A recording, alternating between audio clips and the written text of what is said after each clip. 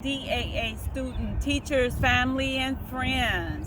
This is Coach Taylor coming to you live again from outside, talking about getting in shape, getting some fitness going. And today's fitness exercise will just be simply walking. You could do that by yourself around your neighborhood, as long as you stay safe with your mask and things of that nature. Or you could just do it in your backyard, you could do it in your driveway, you could even do it in your house. Just make sure you got comfortable clothes on, some gym shoes, and that is all that you need. Before we start with walking, we must stretch before and after we walk so nothing gets sprained or anything like that. So we're gonna have, I'm gonna have my son Sharif. He's gonna demo for us today on this beautiful cloudy day with the sun coming out. So make sure we all at least attempt to walk. That's all I'm asking, attempt. You'll be surprised at what happens when you just start walking. Then you can set a goal for yourself and walk further and further and further. Let's get it. All right, this is Sharif. He's like, I'm not waving. And we're gonna stretch. And the first thing we're going to do is stretch our quads. So that's when you just go, and I would suggest you hold on to something and you put your knees together and you grab one of your ankles and you bring your leg back. And make sure your knees are together. Don't lean forward. You're trying to stand up straight as possible. And make sure you're breathing. You'd be surprised. I say it all the time at how much people don't breathe. And each of these stretches just for like 30 seconds to a minute. Then you can put that leg down and switch legs. And if you want to try and challenge yourself, you can let go of it. And that may be a nice thing to do just to see if you have balance. All right. Then after that, what you're going to do is you're going to stretch your calves. So you just hold on to something. It could be a wall, it could be a gate, and you just want to feel the stretch. Try to look forward instead of down and stretch that leg. You really want to feel it in your calves. Remember, 10 seconds. Make sure you breathe in. And then you're going to switch legs. If you want to challenge yourself even more, to give your leg, push your leg further back and stretch back.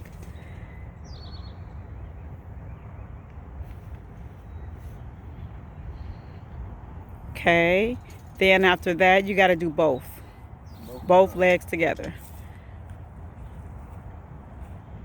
There you go. Make sure you're feeling it in your calves. All right. Then you're going to go and we're going to stretch our, we're going to stretch our hams. And with that, you could just stand and you're just going to lean, you're going to reach down to your, reach down to your feet, but you're not supposed to touch it. Just reach out towards your feet. Both, yeah. And I said 10 seconds, but you can do 30 seconds. You can even do a minute, but you shouldn't have to do any more than that. Okay, switch and try to stand more up, right, and reach forward. Make sure you're breathing. All right, then you're going to stand up. And then what I want you to try next is a toe drag. And that's where your leg is back. And this is for your shins. Your leg is back like this. And you're just standing, trying to feel it. You should feel it in your calves. Put your toe flat on the ground. And then, looking straight ahead. And you should feel it in your shins. That's good for people who may be prone to shin splints. Then you switch. Feel that stretch. And if you don't have to hold on to anything, you don't have to hold on to anything. I don't. But it's nice for people to see who may have to hold on.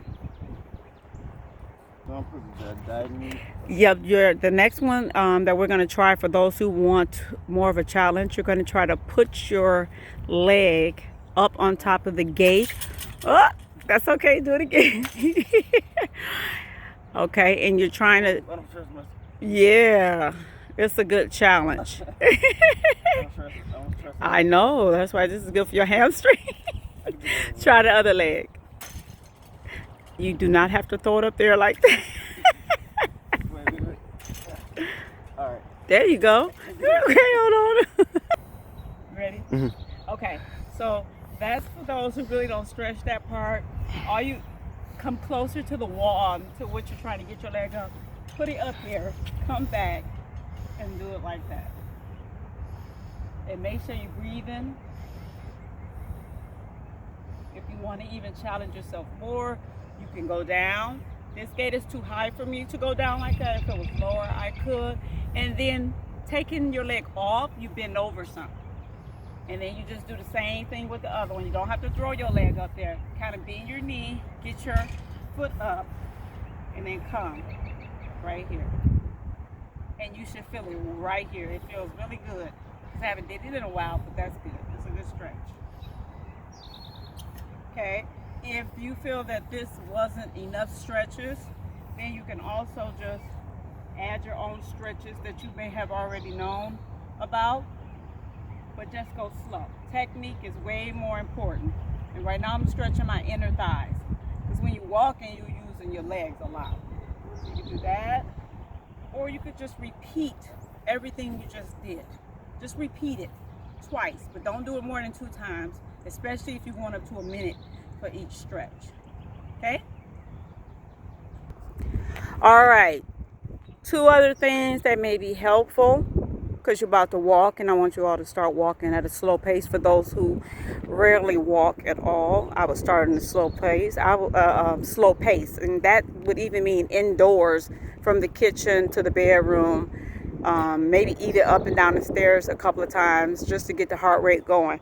So another thing you can do, we've done it before, is march in place, and make sure when you marching, yes, you go into your own rhythm. You're going to your own speed. If someone's with you, don't worry about them. I mean, you can make it a competition. That would always be fun. You do that for about 30 seconds to a minute, and then you can stop. But make sure when you're doing the marching in place, your arms is moving. Now we're going to do about, I like to say 10, 20, 30 jumping jacks. So you can just do 10. Do 10 regular jumping jacks. Okay, this is for those who don't have ankle problems and they can jump like that. Now I want you to do the same thing, but don't move your feet jumping. Just do like this with your arms. Like you're still doing a jumping jack. Both at the same time. Both at the same both arms up and down at the same time. There you go. Yes, that's good for those people who really can't, maybe grandparents. I know you got some physically fit grandparents. But for those who can't do it, I would say do 10, 20 of those. And now we're going to get started with walking. So when you walk, I want to show you a couple of different ways not to walk. So can you stop right there? Just do like a real slow walk, like you're window shopping, looking at things. That is too slow. Maybe for someone who is in pain, this is perfect. But for the average person who can walk up and down stairs, that's fine. Now, I want you to walk really fast. Really fast. It's not a race, so you shouldn't be trying to race. You're just trying to get physically fit. Okay, stop. Just walk regular, your normal stride, and make sure your arms is moving. There you go. Make sure you're breathing. Okay, you can stop. Once you walk with yourself or with someone else, I would suggest having the same routine. So if the same routine is every morning at 9 a.m., you go out, you stretch, you walk, and then you stretch, that's your routine. I would suggest giving yourself some type of reward, but let's fast walk and slow walk. So those who try to challenge themselves to walk faster and maybe want to speed walk, so start out with a regular pace, walking that way, and then speed up. Move your arms a little more, speed up, and then slow down. Now this is if you have a short driveway or something. Neighbors may be looking at you, but you're getting in shape. So the whole point of this is to go fast, then slow. You'd be surprised. Yep, fast and slow. Yes. If you have a water bottle, bring it outside so you don't have to go in the house, because once you go in the house to get the water bottle, you may not want to come back out.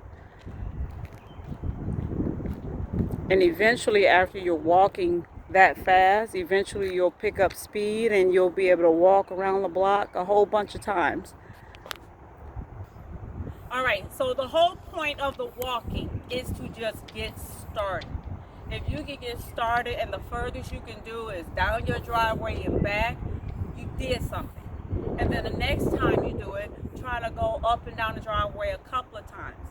If you have grandchildren, kids, nieces and nephews at your house, make sure everyone's doing it safely with their mask on, because you're going to want to talk. But if you can actually talk and walk with a mask on, that's going to build up your cardio, believe it or not, because you got to listen to someone's talking. But if everyone has their own music, or if someone is playing music loud enough for everyone, that is a great way for families to bond. So let's motivate each other. If mom's sitting down or dad's sitting down or your brother or sister, hey, come on, let's go for our walk. And you'll be surprised at how you bond over something as simple as walking. Then you won't even think of it as exercise. You'll just think of it as something to do. Again, reward yourself, not by pigging out on food, but reward yourself with maybe a smoothie. Reward yourself with maybe a massage, or someone can give you a massage, or maybe you all can give each other a massage, a foot massage or something like that. Just so your mind can say, hey, when I do this, this is my reward. So this is Coach Taylor signing off, and until next time,